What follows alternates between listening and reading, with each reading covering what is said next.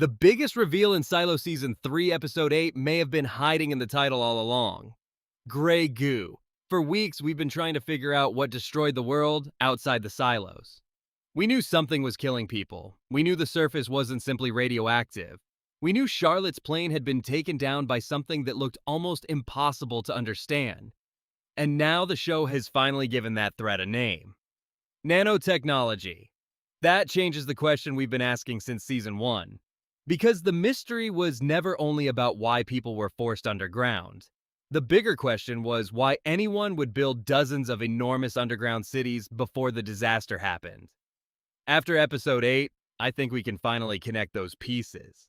The silos were built because the people behind the project knew exactly what kind of threat they were dealing with. And if that's true, the most disturbing part of the silo story may be that the apocalypse wasn't an accident. It was a technological disaster that human beings saw coming. Episode 8 spends a lot of time in the before times, and this is where the story finally becomes much clearer.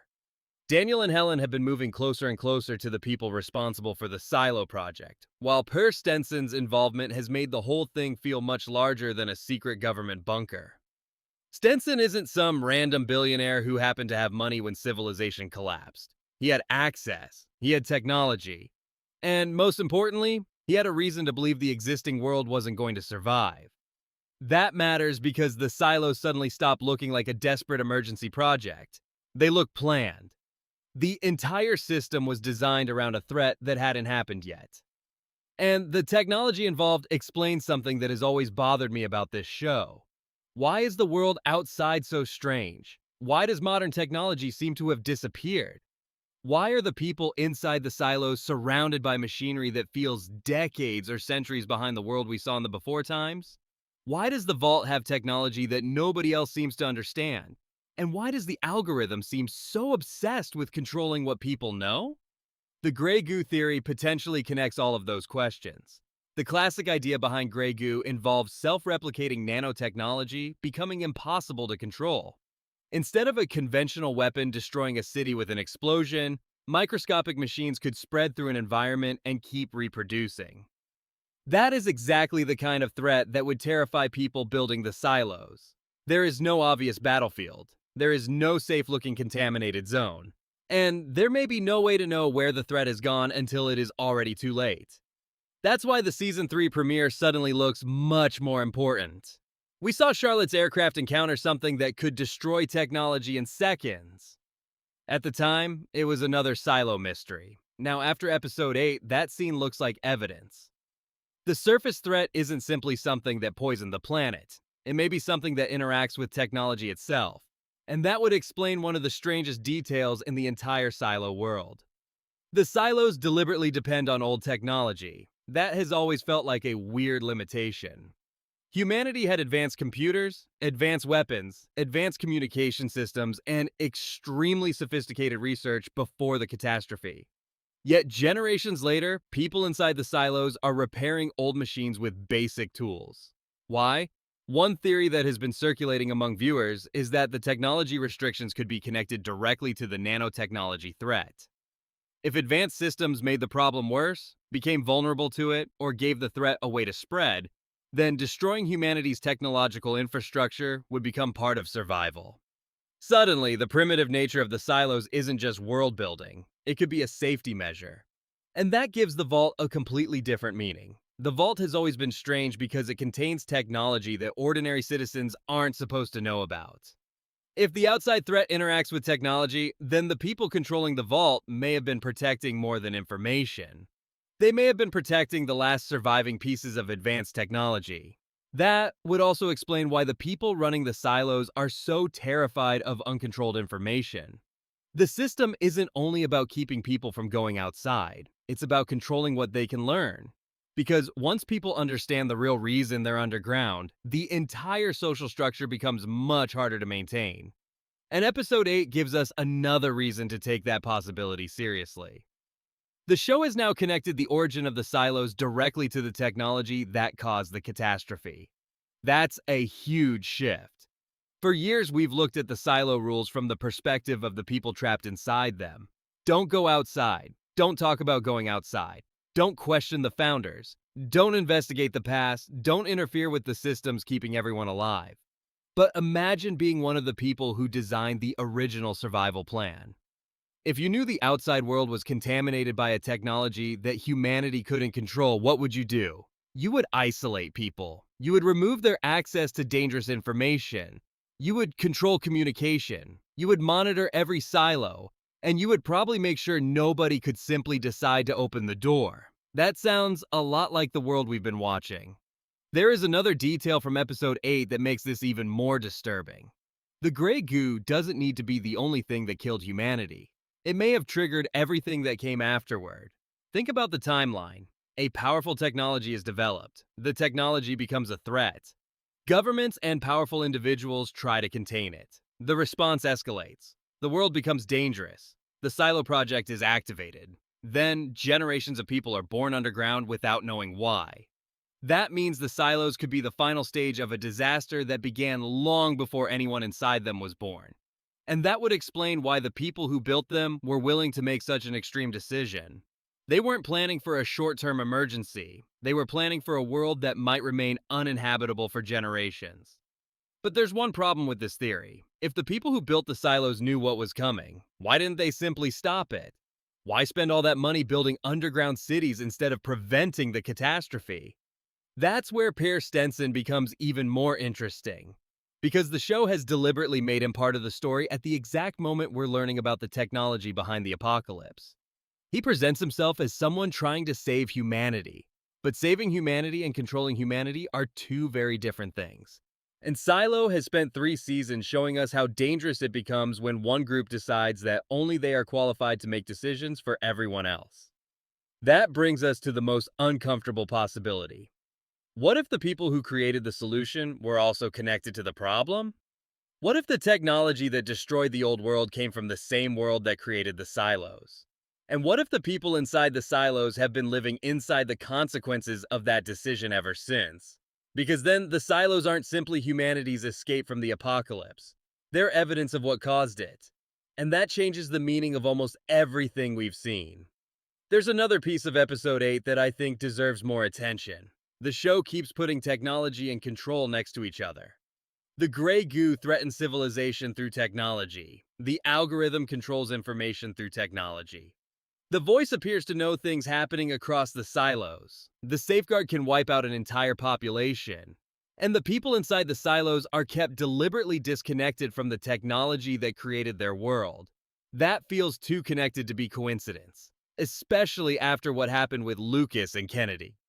In episode 7, the algorithm appeared to believe that Lukas and Kennedy had been neutralized. Then Kennedy's voice came through the radio. That moment created a huge question.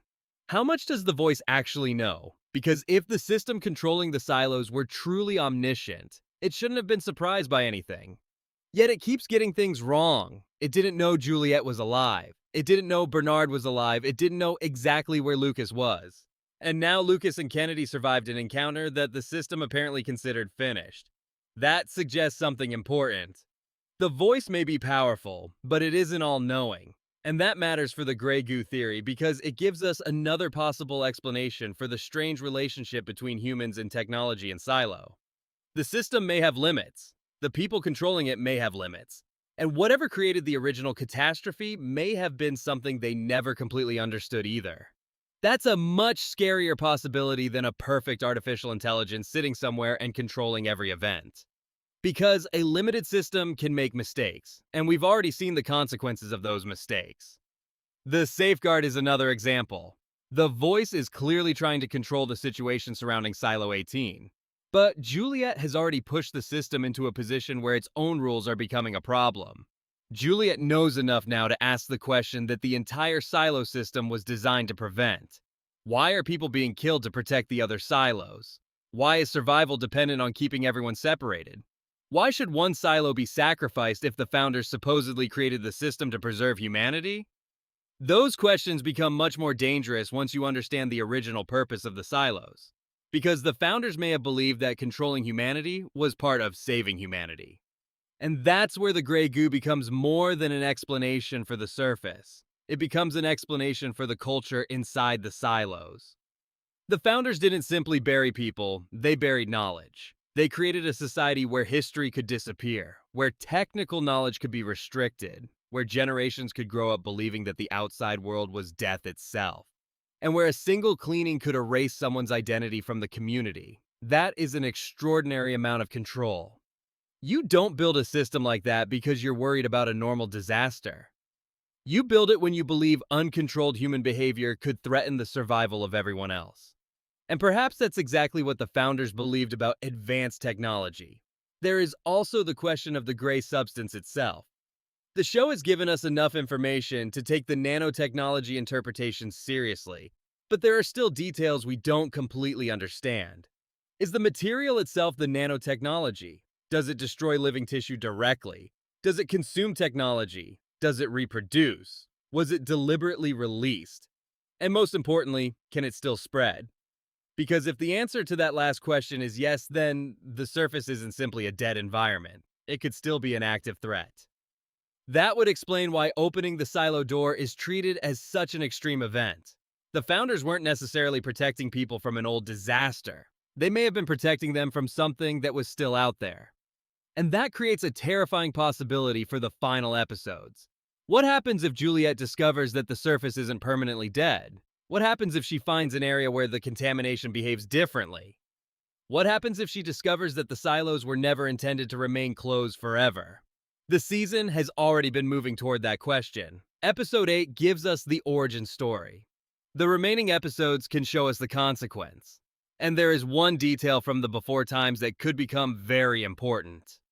The people building the silos knew enough about the threat to construct enormous underground facilities. That means they had data, they had research, they had experiments, they had people who understood what was happening. Somewhere, that information must still exist. Maybe the algorithm has it, maybe the vault has it, maybe Silo 1 has it, or maybe the most dangerous information is buried somewhere nobody inside the system has found yet. That could be the real purpose of the historical mystery surrounding Daniel and Helen. We're watching the moment when the people who eventually create the silo system first learn what they're dealing with. And if we can understand their decisions, we can finally understand why the present-day system works the way it does. There is also a darker possibility. What if the founders were wrong? What if they misunderstood the Gray Goo? What if the technology changed after they built the silos? What if the safeguard was created because the founders discovered that the silos themselves could become dangerous? That would explain why the system is so ruthless. Maybe the original designers weren't simply afraid of the outside. They were afraid of what would happen if the people inside became too connected, too informed, too technologically advanced, too capable of coordinating with other silos. That's exactly what Juliet is doing now. She's connecting people. She's communicating across silos. She's questioning the rules. She's discovering information that was supposed to remain buried. From the perspective of the founders, Juliet may represent the biggest threat imaginable. And from Juliet's perspective, the system may finally be showing its true purpose. That's why I think the Gray Goo reveal matters so much. It gives the entire series a possible origin point. The surface catastrophe explains why humanity went underground. The nanotechnology explains why the surface became so dangerous. The silo system explains how humanity survived, and the algorithm explains how that survival was controlled. But there's still one question that could completely change our understanding of everything. Who created the Gray Goo? If it was an enemy weapon, then the story becomes one thing. If it was created by the same people who built the silos, it becomes something else entirely. And if the people behind it deliberately created the conditions that forced humanity underground, then the silos themselves may have been part of a plan from the beginning. That would make Pier Stenson's role extremely important, because the man presenting himself as humanity's savior is standing right at the beginning of this chain of events. We don't have enough evidence to say he caused the apocalypse. We shouldn't. But the timing is impossible to ignore. The technology appears. The threat appears. The silo project begins. And now, hundreds of years later, Juliet is finally pulling apart the system those people created.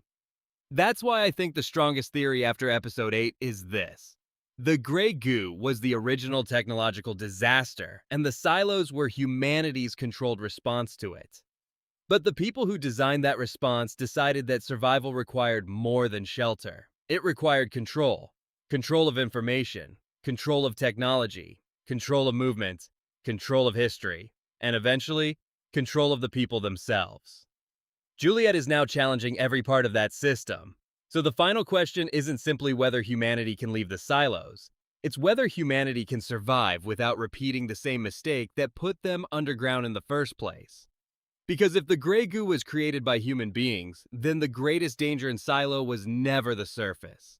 It was what humanity was willing to build when it became afraid of its own technology. And after episode 8, that may be the real story we're watching.